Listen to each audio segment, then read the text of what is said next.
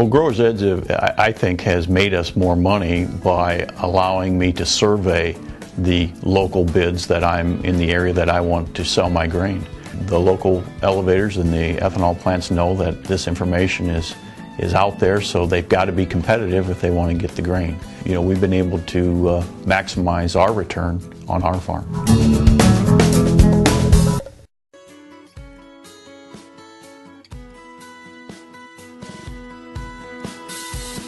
Good afternoon and welcome to GrainTV. It's July 1st, 2013. I'm Logan Burgess. To my right here is Cody Bills. Cody, let's see how the grains closed the day out here on a Monday. Certainly a day where we saw a lot of spillover from Friday's big planted acreage and quarterly grain stocks reports. Running down the quote board here, we see new crop corn off 9 3/4, new crop beans down 8 3/4. Kansas City wheat relatively unchanged on the day. Cody, catching a lot of attention was that new crop corn market. Another day of a pretty firm selling, I would say, following Friday's numbers. Well, what's your take on the action there? Well, you know, I think the big thing here is obviously the planted acreage report that came out on Friday, and that really sunk that new crop December contract. And what it meant to the trade on Friday was that we went down right around that 510 area, that 511, 510 area, and we found support down there. If you take a look at the chart here, you'll notice that it was a support area that's been there for a year or so. Right. We touched on it a while ago, and it held during Friday's trade. When the session opened up in the night,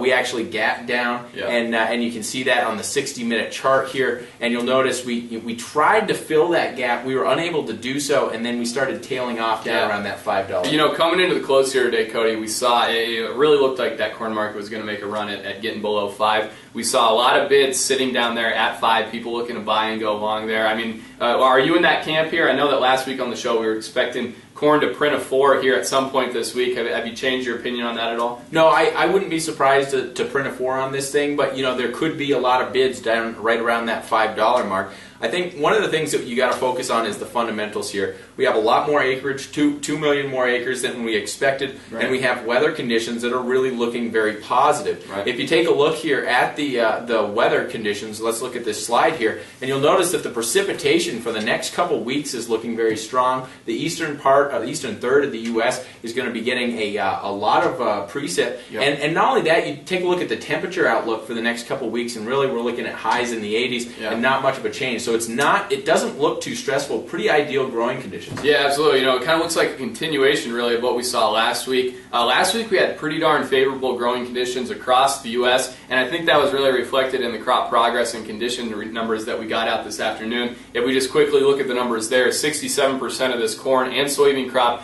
now rated good to excellent. Certainly one thing that's caught a lot of attention here recently is the progress of planting. We now see 96% of the soybean crop in the ground. That was up from 92% last week.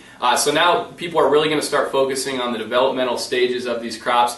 Just today we had the first silking number reported by the USDA. We now see 3% of this corn crop silking. That compares to 22% last year. So certainly, you know, if we remember last year, it was an exceptionally early year last year. Very different this year just based on the weather that we had during the spring. And so certainly the developmental stages of this corn crop and soybean crop in particular are going to be pushed quite a bit later. And that's really, I think, when we could have the potential to see a real weather market come in. Yeah, absolutely. And I think one of the things about that weather market is that, you know, we talk about the earlier part of July, really a very critical part in the development of corn. You know, that pushes that window right to the middle part of the July. Now, if you look at the weather, you know, it looks very positive right up to the middle part of July, but you know, we don't have a very firm grasp. It looks positive, but of course, you know, any change in the weather could really start to put a spark in this new crop market. Yeah, certainly. We'll keep you posted on expectations for that as the weather outlook here develops over the next several weeks on GrainTV. In general, though, that's kind of the action that we saw here today in the grain market. Once again, real weakness across the new crops, a little bit more strength on the old crops.